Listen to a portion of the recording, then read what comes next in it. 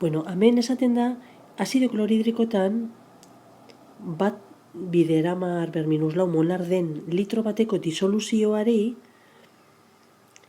bat bideramar berminusiru gramo silar nitrato gehitzen zaizkiola.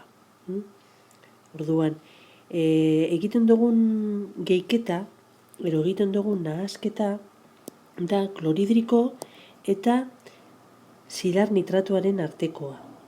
Bueno, nahasketa hori, egiten da litro bateko disoluzioa bat bideramar berminusiru gramo silar nitratokin nahaztu. Kloridriko eta silar nitratoa. Orduan, lehengo ipiniko dugu, gertatzen diren erreakzioak ipiniko dugu, zete esango dugu, kloridrikoa uretan disoziatuko dela kloridriko, kloruro eta hidrogeno katioia emanez. Eta silar nitratoa uretan disoziatuko dela silarra eta nitratoa emanez. Hauek danak sortutako katioi eta anioi guztiak egongo dira nahasketan. Baina, esaten dute ia eratuko dan auspeakina silar kloruroarena. Ia auspeatuko den ala ez. Beraz, auspeatzekotan silar kloruroak oreka bat mantenduko luke disolbatutako gatzarekin. Beraz, oreka hau eukiko beharko genduke kontuan. Beraz, nahasketetan 3 erreakzio idazten dugu. Alde batetik, nahaztu egiten dan konposatu bakoitzaren disoziazioa, kasu honetan kloridriko eta silar nitratoarena, eta gero eratu leiken gatzaren disolbagarritasun oreka. 3 erreakzio hauek idatzita, ikusten dugu zelan azken erreakzioak oreka denez, oreka konstantea dauko. Oreka konstantea da biderkadura hau. Nik hemen ipintzen baditut balio maksimoak silar kloruro eta silarra eta kloruarena, orduan KS lortuko dugu. Baina balio horiek ez dakigu maksimoak diren ala ez. Maksimoak baino bajuagoak, ero maksimoak baino altuagoak. Horregaitik, ez dakigu biderkadura horrek zer emango duen. KS baino handiago, KS baino txikiago, ero zer gertatzen da, zer gertatuko da. Guk dakiguna da, biderkadura horrek emango balu KS baino handiago, orduan esango genduke, auspeakina eratzen dela. Orduan, hori da erantzun behar duguna, zer ematen du biderkadura horrek. Hau da, zer ematen du biderkadura ionikoak. QS-ek ematen du KS baino handiago, biderkadura ionikoak ematen du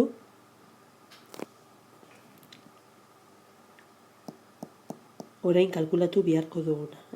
Biderkadura ionikoa. Orduan, guk kalkulatu behar dugu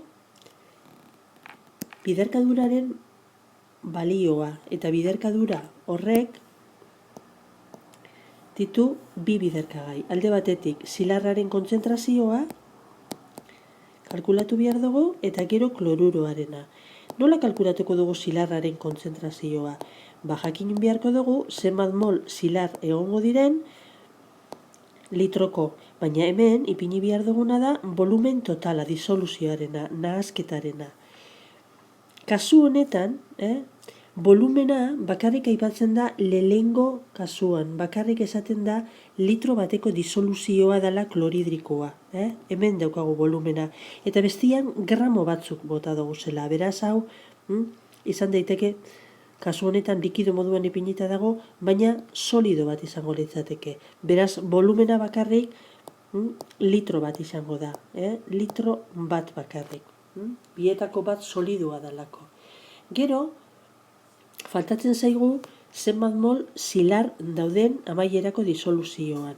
Bueno, eduki behar dugu kontuan, zilarra datorrela hemendik.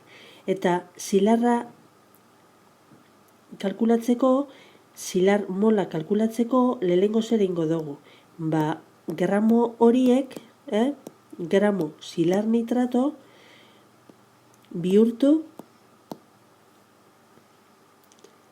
mol zilar nitrato. Nola egiten dugu hori?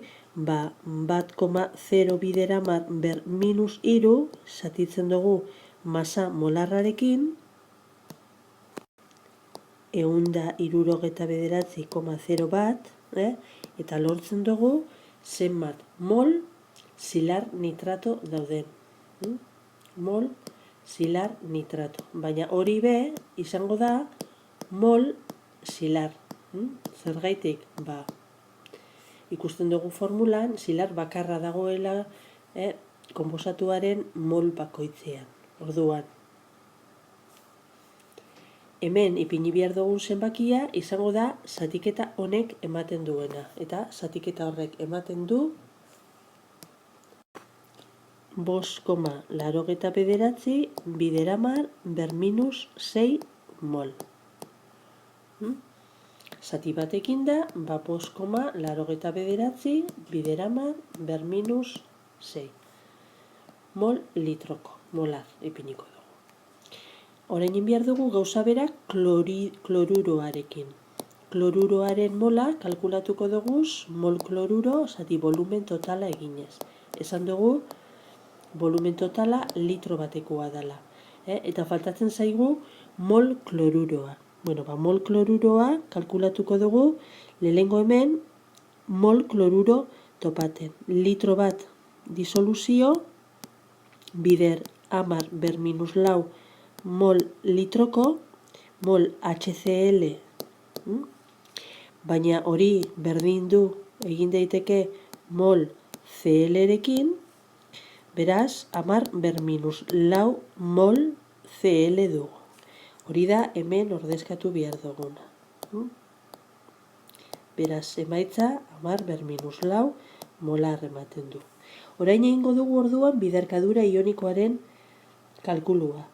Biderkatu behar dugu 5,89 bider 10 ber minus 6 bider 10 ber minus lau.